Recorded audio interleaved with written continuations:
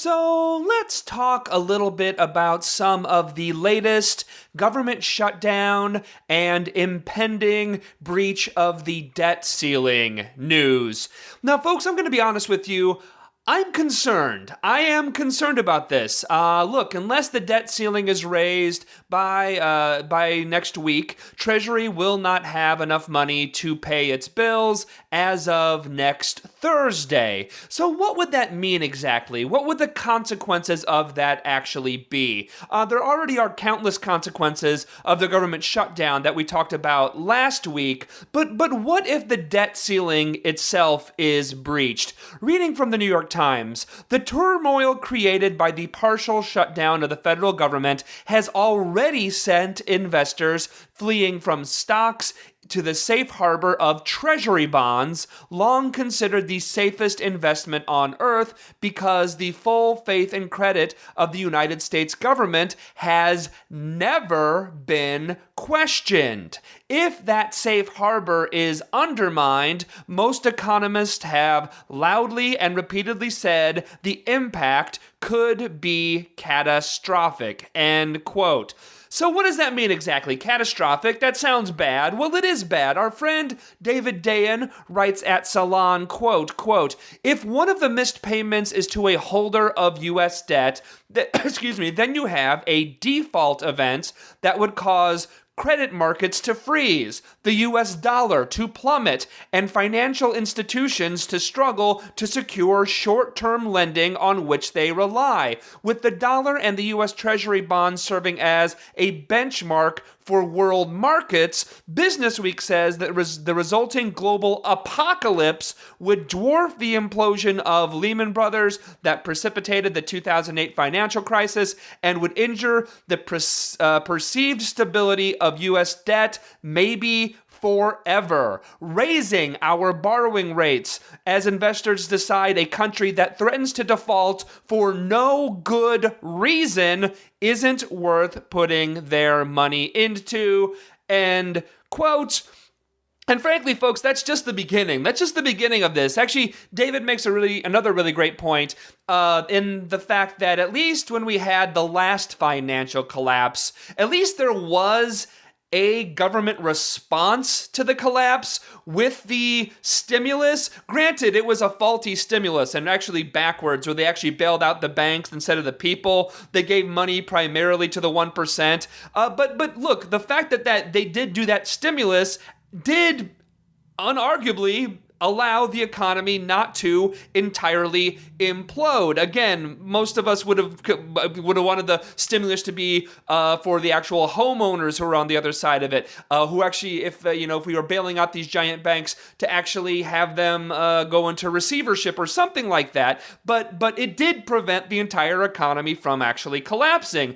Dayen also writes that if we have Republicans who are clearly steering us towards this default by their own choice, they're actually creating the likelihood of an economic depression by their own choice.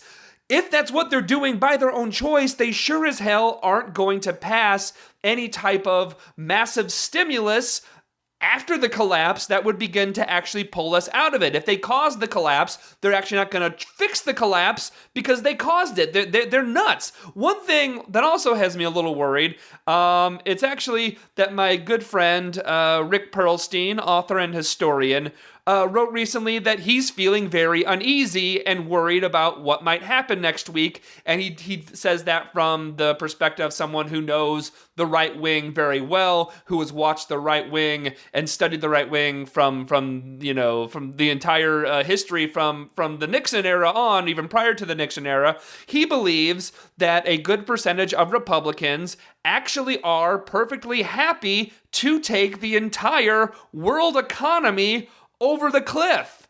And the thing is that makes me a little more worried is that Perlstein is actually normally a pretty level-headed guy. I mean, he's a funny guy and he gets excited, but he looks at the big picture. And I say this as his friend. He actually is normally very level-headed, and the fact that he is actually very concerned about it, it concerns me very, very much. He's right to be worried. And the reason is there are countless Republicans who are saying on record that breaching the debt ceiling isn't a big deal at all. Congressman Ted Yoho actually said a default would bring, quote, stability to the world markets.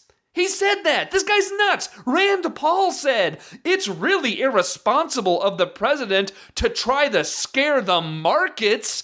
End quote. He really said that. Oh, don't scare the markets. Don't scare the markets. You know what? The markets should be scared, and the markets are scared. Wall Street is actually very scared of this. They're starting to freak out.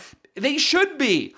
Congressman Joe Barton said on CNBC, we've got more than enough cash flow to pay interest on the public debt when it comes due, and the House of Republicans have passed a prioritization bill. This talk about default by the U.S. Treasury is nonsense. He said that. He said that it's nonsense. These people are out of their minds. They're out of their minds. And here's the deal. You know, the people they answer to are also out of their minds.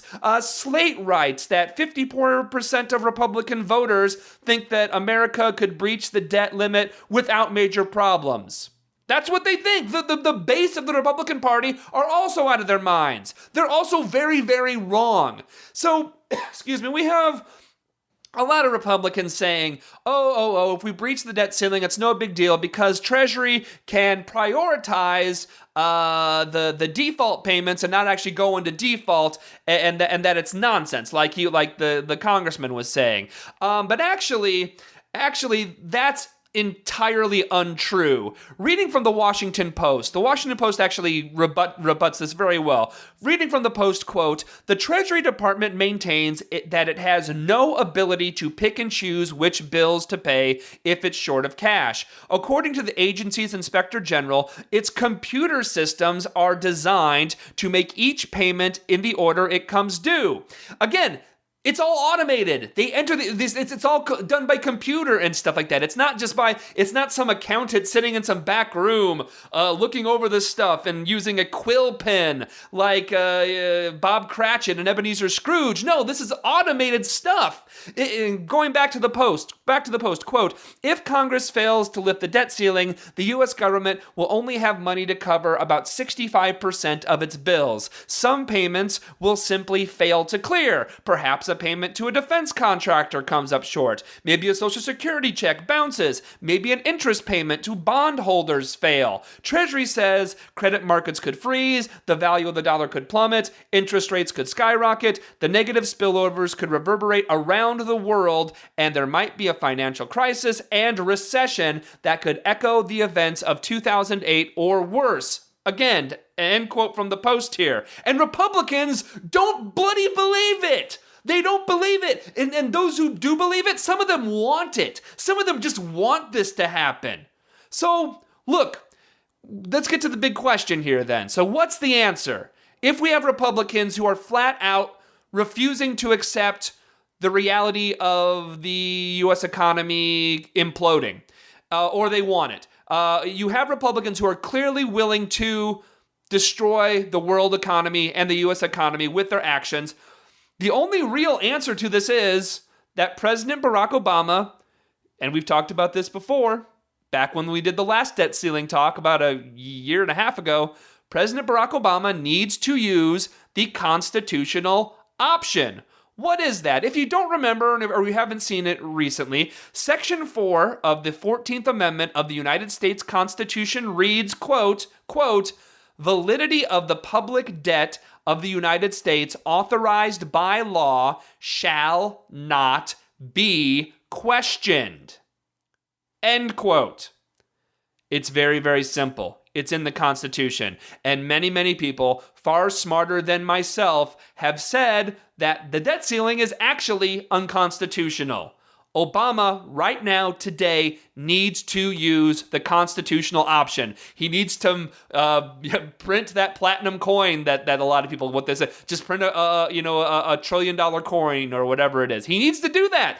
And again, this is debt that actually already has been signed off by law. This is not new debt. The whole debt ceiling thing is a farce. All of this spending has actually already been approved by Congress and signed into law. This is not new debt. This is stuff we've already signed off to. This is valid public debt, shall not be questioned. Right now, Republicans in Congress are clearly questioning it. And you know what? If Obama uses the constitutional option, which he needs to, you know what? Republicans in the House of Representatives will most likely impeach him for that. And you know what I say? You know what I say to that? Let him. Let him impeach him. Let him impeach him for using the actual Constitution to save the United States economy, to save the economy from the Republicans' economic terrorism. And look, you guys all know, you listen to the show, you know I'm not a fan of President Obama. Look, I'll attack him on drones, I'll attack him on assassinations, on the NSA, on his lack of Wall Street prosecutions, until the cows come home, until I'm out of breath. I'll attack him again if he tries to use this as a means to cut Social Security in another attempt at the grand bargain that he wants. But look, even as someone who is not a fan of Barack Obama, I personally would welcome that impeachment fight because it would further illustrate what is again so abundantly clear, that the Republican Party has been taken over by a group of dangerous ideological radicals. We'll be right back.